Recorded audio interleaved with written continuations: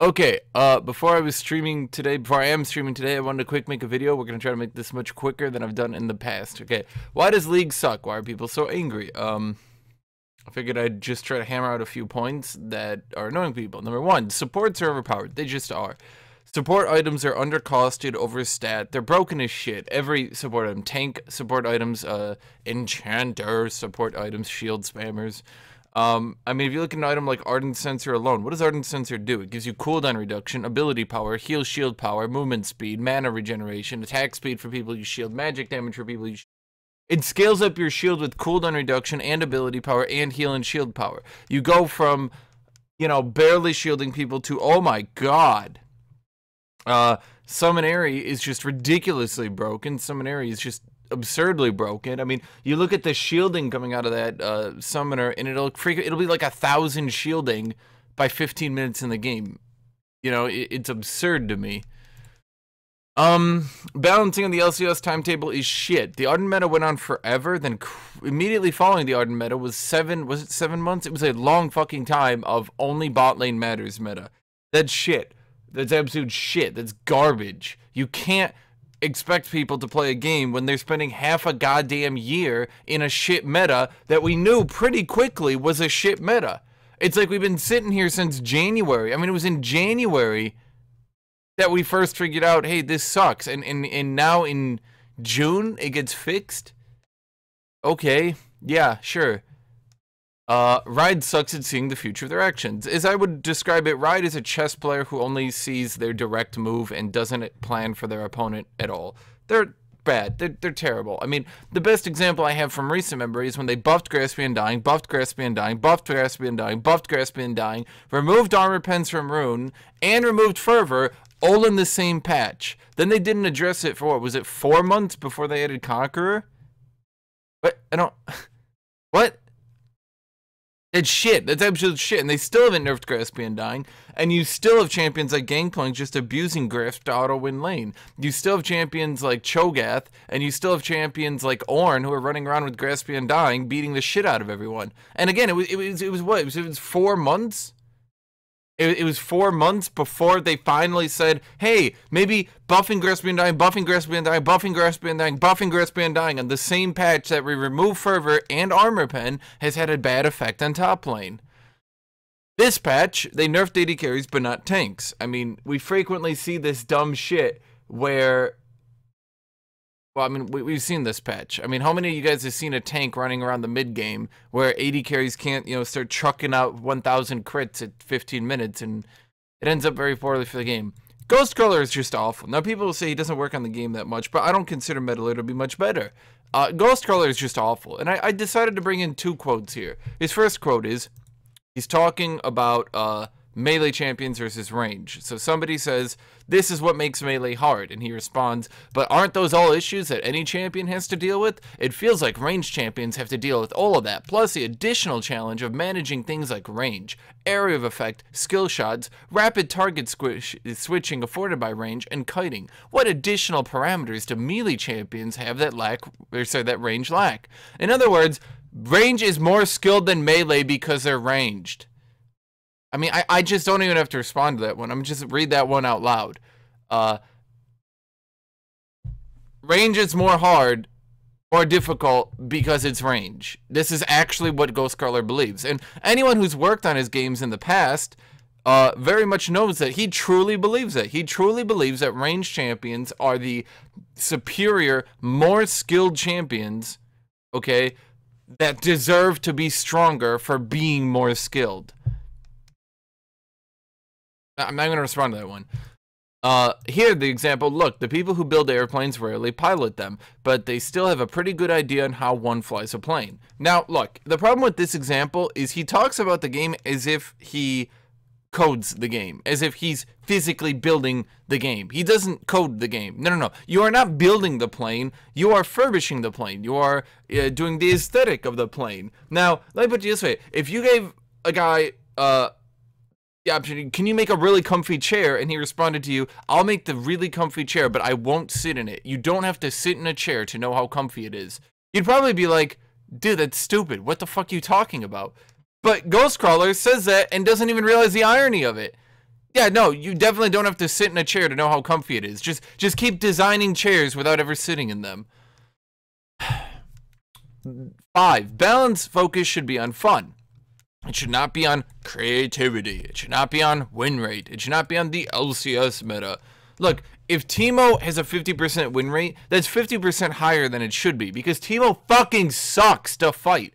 If Heimerdinger has a 45% win rate, that's 45% higher than it should be because it fucking sucks.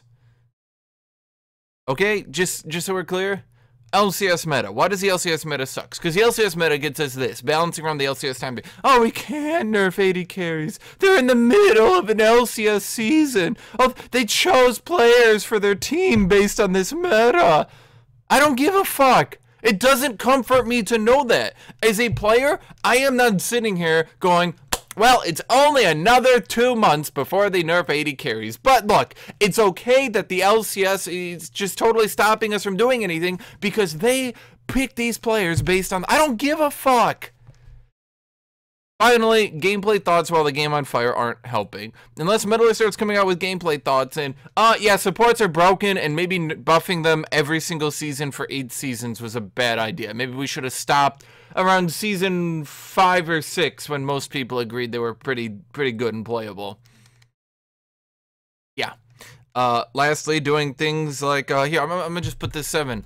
The Bruiser update is genocide. Nerfing all the strong bruisers who are barely seeing competitive play, of which the only single one who's even really doing like that amazing in solo queue is Aurelia. I mean, seriously, look at this. You look at win rates, by far the best top laner right now by win rate is Singed. But let's ignore win rates, but not actually. If you look at the win rate of things like 80 carry, I mean, seriously, let me put this up here. The best 80 carries in the game have just, I mean, look at the play rate and the win rate of a champion like Kai'Sa. You know, look at the play rate and the win rate of Ezreal. He's picked in literally more than half the games that are played, including Ezreal right now. Literally more than half the games that are played, including Ezreal. But what does Riot do? They go over to top lane and they go, aha! Aurelia has a slightly higher win rate and her play rate is kind of high. Therefore, we need to change all bruiser items to nerf her. That doesn't make any sense. It's nonsense. Bruisers as a class are still struggling. Oh, the rank 1 player got Aurelia. Jesus Christ, if the rank 1 player got anything on NA, I wouldn't give a shit because it's NA. The fact that Aurelia is the only top laner that can seemingly carry a game anymore. I mean, look at this. You got Aurelia and you got Camille.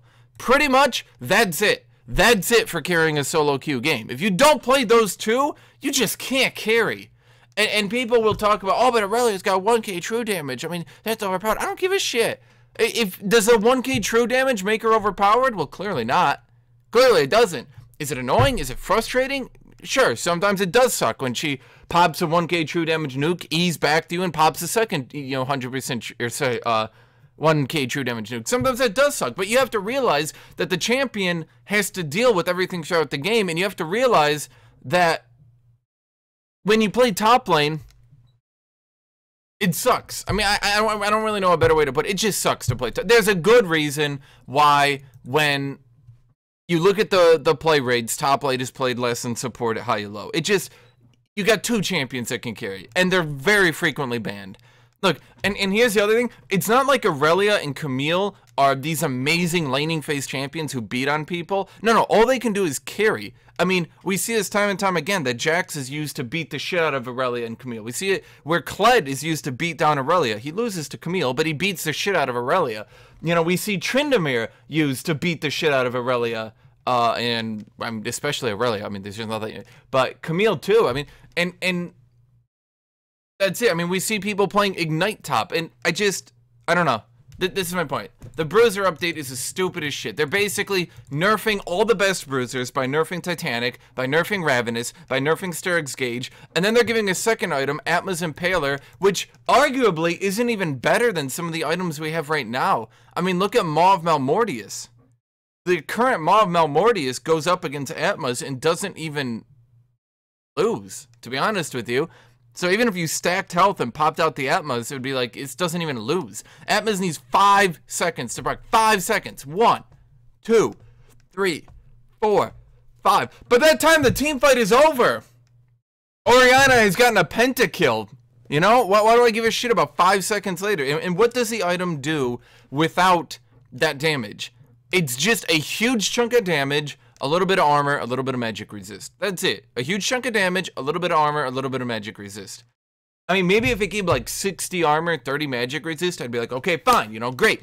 Build Titanic, Black Cleaver, Atma's. Boom, you got good armor, good, you know, well, not good, but some magic resist, enough to, you know, get through flat pen. But 30 armor, 30 magic resist, and a chunk of damage. I mean, and 5 seconds to proc, by the way. 5 seconds. 5. I mean, seriously, compare it to Maw of Malmortius, and you're going to be like, wait, what? I mean, let me compare it right here. So it's 30 armor, 30 magic resist, versus 50 magic resist. Also a shield for 350. 30 armor, 30 magic resist, or 50 armor, 350 shield. Atma's on a good day, let's say, is 100 damage. On a great day, has, let's be honest, 125 damage. Maw has 50, 70 after the proc. Atma's 0% CD. Maw 10%. Atma's 0% lifesteal. Maw 10% for proc. So you can see, like, it's really hard to argue that Maw is gonna take the scene and suddenly everything changes. Atma's is just not that great, and they're nerfing all the top tier bruisers because they're adding this item. They're nerfing Titanic, they're nerfing Sturgs. It just, I don't know. And this is just gonna be another complaint. I'm gonna come back in 2 weeks. We all know I'm coming back in 2 weeks, and I'm gonna be like, yeah, so Jax's win rate is 48%. What are we gonna do to buff it? And Riot's gonna be sitting there like, well, we're gonna look into it in the next 3 months. And meanwhile, Yasuo gets a hotfix the day after. So there's my video.